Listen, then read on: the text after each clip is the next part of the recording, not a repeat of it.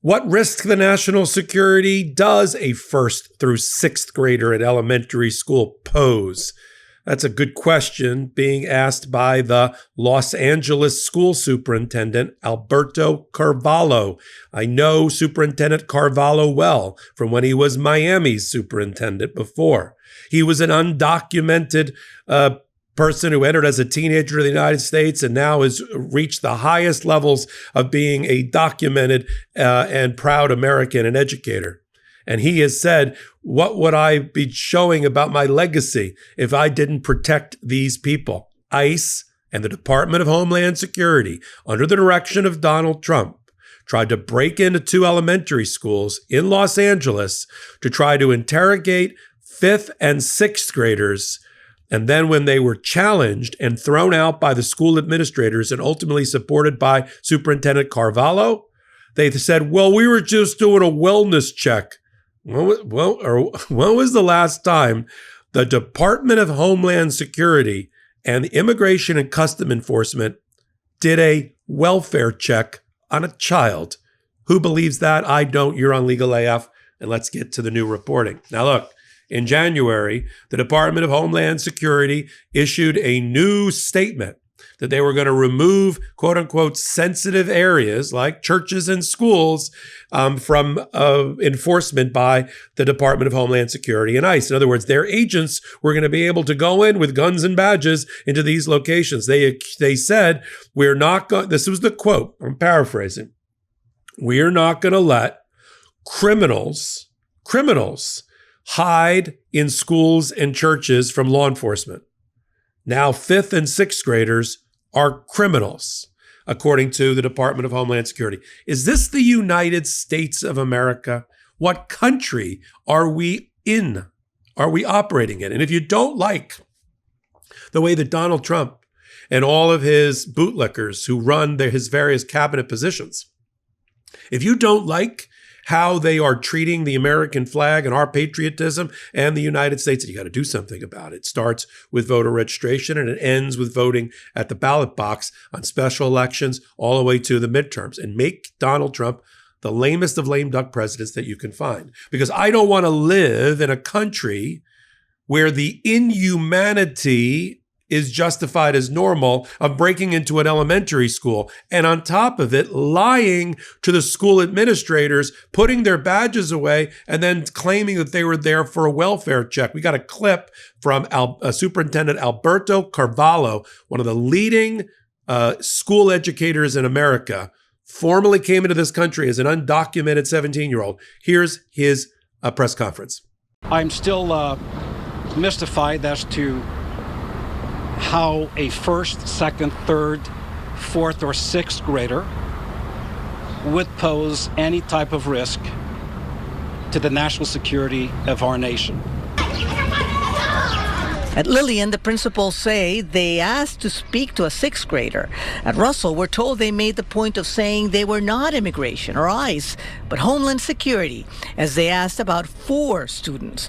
When the principal asked for identification, at that point, the agents pocketed their IDs, refusing to allow the writing down of their names and badge numbers. And when the principals told them they could not enter the school as per LAUSD protocol, they declared to the principals in both instances that the caretakers of these students had authorized them to go to the school. We've spoken with the caretakers of these children, in some cases parents, and they deny any interaction with these entities and certainly deny providing authorization. The depravity of not only breaking in let's ask the question, and I know the answer, it's more rhetorical, but leave a comment here and let's have our dialogue together. We speak truth to each other first. Are we okay living in a country where safe haven districts, sanctuary districts, sanctuary locations, historic, traditional, religious locations for safe haven like schools and churches are being broken into, having their doors broken down? What were those agents going to do next? They have guns.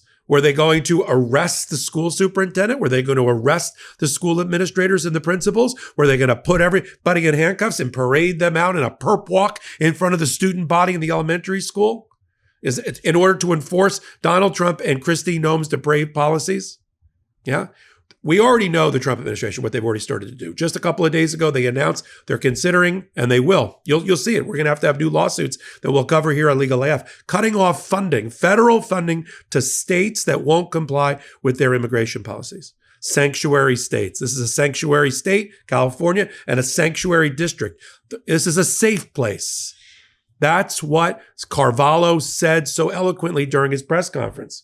He said, school is for education. School is for community. School is not for fear.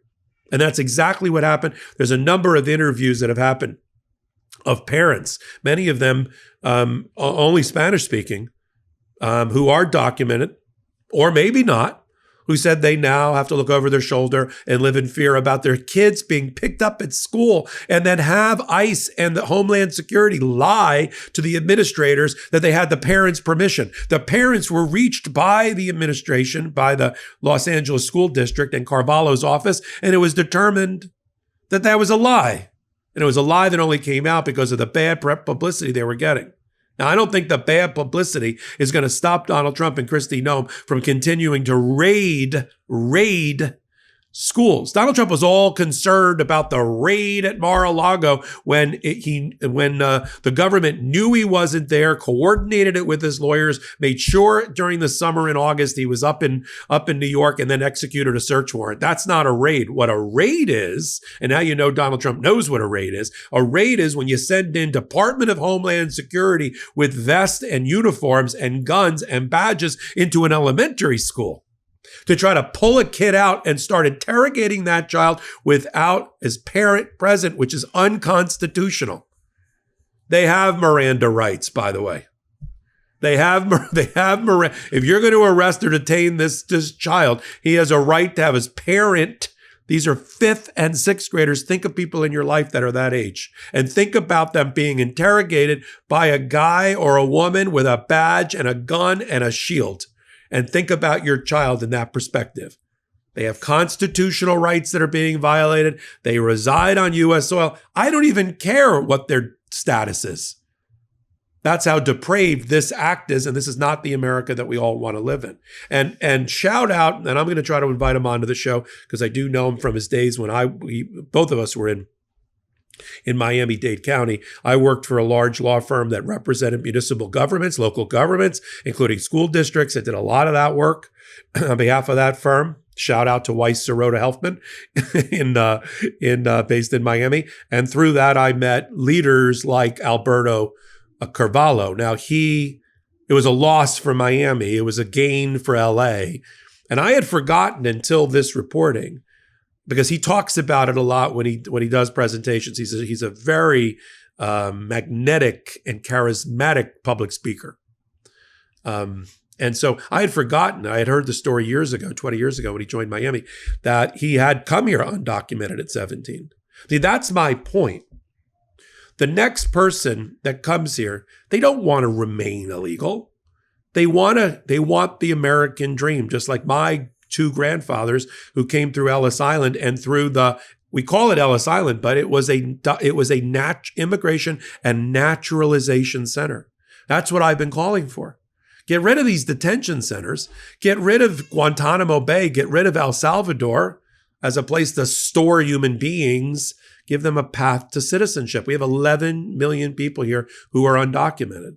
Maybe 1 million have been deported or left because of Donald Trump. He's busy declaring on Social Security records because these people are hardworking people who are paying billions in dollars of taxes. He's declaring them dead on Social Security databases in order for them to self-deport. Yeah? He's attacking their lawyers at the border, trying to have his agents go after their cell phones. We still have a justice system here. We still have the attorney-client privilege that can't be violated by the government grabbing the attorney's phone. But when you have hundreds of thousands of people being declared dead on enforcing and trying to compel and incentivize self-deportation, we still have 10 million people here that need a pathway to citizenship who are hardworking. Sure, use the justice system to properly deport people who committed crimes here or were criminals when they came here. Okay, I'm for that. There's no Democrat or moderate or fair-minded person that's not for that. But the rest, make them become part of America in a dignified way so that they're patriotic and they contribute to America and they water the tree of liberty with their contributions, just like my family. My point about Carvallo is, if it wasn't for people like Carvallo, look at how talented he is. Look, he successfully went from undocumented to documented status. Yeah. And he is contributing mightily to the American dream and to the American leadership and thought. We need more of that, not less of that. Don't make people's childhood be traumatized. Make them good Americans. Don't make them into criminals. Don't send them out to a life of disaster in their home countries. Some of them, that's not their home country. They don't know any other country than the United States. Spread your wings and honor these people and give them a path to citizenship, and don't dehumanize them and criminalize them. They're not eating your pets. They're trying to make a living and buy a house and contributing mightily to the American economy, doing dirty jobs that, frankly, blue passport holding Americans don't want to do. And they commit crime in lower numbers. They're more educated than the average American because it's harder to get ahead here undocumented or with temporary status, because there's nothing more temporary than the temporary status that under the Trump administration. And we should be shouting out, lifting up our windows and shouting out into the streets that we're not going to take it anymore. We're mad as hell. We're not going to allow children to be arrested, detained, and interrogated without their parents under phony welfare checks by the Department of Homeland Security. That's like if the Star Wars movies, if the stormtroopers and Darth Vader were knocking on your door, they said, "Hello, who is it? Darth Vader. What would you like? A welfare check for your child." Yeah, I don't think so.